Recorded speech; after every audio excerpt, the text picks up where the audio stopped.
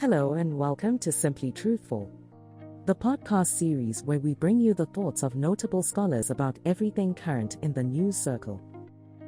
This episode is titled Why Peter Obi Won't Be the Next President of Nigeria Part 3.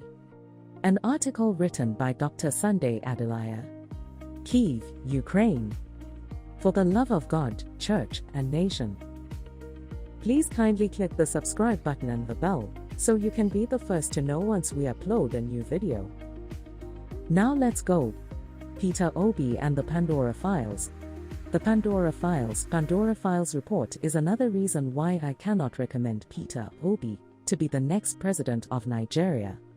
The Pandora Files investigation is part of the global international consortium of investigative journalists, ICIJ-led Pandora Papers project.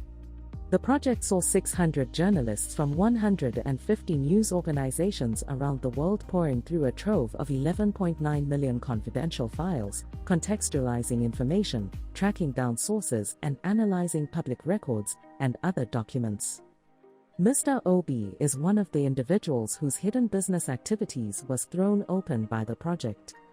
Indeed, he has a number of secret business dealings and relationships that he has for years kept hidden from his Anambra people whom he governed, from Nigerian people over whom he plans to rule.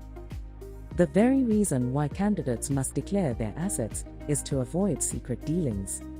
But Peter Obi decided to take Nigerians and people of his state for granted by not only doing false declarations of assets, but also going on national television platforms to make his outrageous statements on his holier-than-thou pious lifestyle.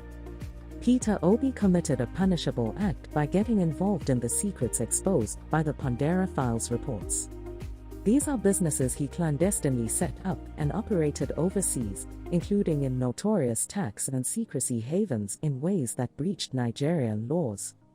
The former governor admitted that he did not declare these companies and the funds and properties they hold in his asset declaration filings with the Code of Conduct Bureau, the Nigerian government agency that deals with the issues of corruption, conflict of interest, and abuse of office by public servants. He said he was unaware that the law expected him to declare assets or companies he jointly owns with his family members or anyone else.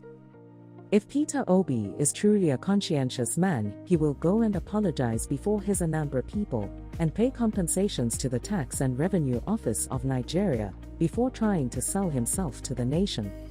His failure to do so shows his lack of shame and conscience. I personally don't want a president who will secretly stuff away the wealth of our poor people in some secret locations all over the world. The real problem with offshore money is that it is first of all money laundering and secondly it is tax fraud.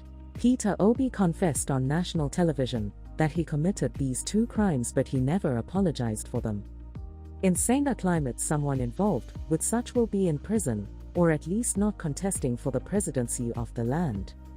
Some say Tinubu is worse, but somehow his name wasn't found in these secret and dubious deals of an international proportions. Only Peter Obi is there. This raises a big question mark how someone like that has the effrontery to try to become the president of the very country he had so brutally deceived. He must think we Nigerians are all a bunch of foolish idiots or something. May God bless the Federal Republic of Nigeria, and may all her haters live long to witness it. Please rate, review and subscribe to or follow the podcast on Apple, Spotify or wherever you get your podcasts. Thank you for listening.